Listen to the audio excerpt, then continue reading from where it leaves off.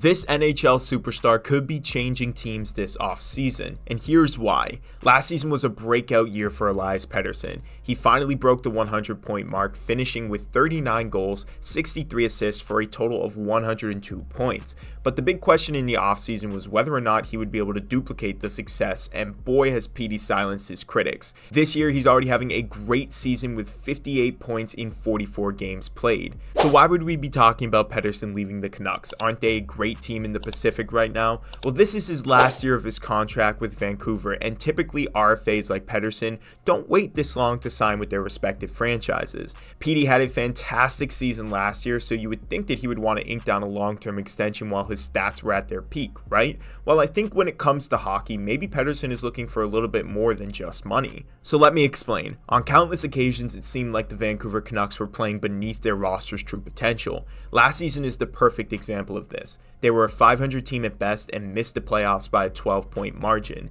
In the same season, the Canucks traded away captain Bo Horvat, fired their head coach, and just looked like a middling team on the verge of breaking up their roster and rebuilding. But compare that now to this season, and as we all know, they are a powerhouse team in the NHL, leading the Pacific Division halfway through the season. So a big reason Pettersson might not re-sign with the organization is their inconsistency. Who knows how good the Canucks will be next season or how they will play in the postseason this year. I think at this point we can all agree that this young team is legitimate this year, but things can change with every season, and maybe that's what worries Pettersson. A perfect example of how things can change from season to season is the New Jersey Devils. Last year they made the playoffs and they looked to be trending upwards, so a lot of people had high expectations for them heading into this season, and right now they're struggling to get any wins and the team might miss the playoffs. So if Pettersson isn't 100% convinced that this roster's success is sustainable, or if he isn't comfortable with his current position with the Canucks, then the RFA could look to move to another city in order to get the success that he internally is looking for.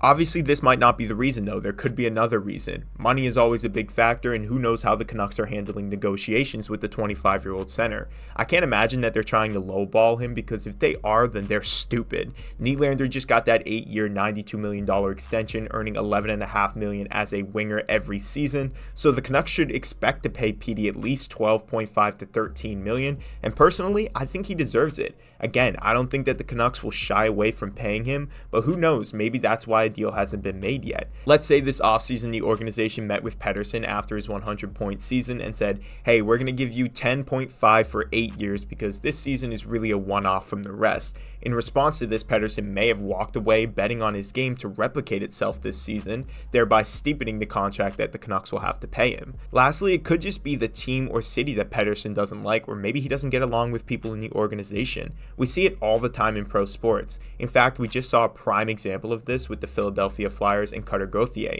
Players may just want to play for different teams. Maybe they don't like the organization, the city, the living arrangements, and just feel like they could have it better somewhere else. And you don't have to look back too far to see another perfect example of a young, talented RFA leaving their team after not being offered a legitimate contract. Matthew Tkachuk and the Flames were a great team and had Stanley Cup aspirations until they lost to the Oilers in that second-round matchup.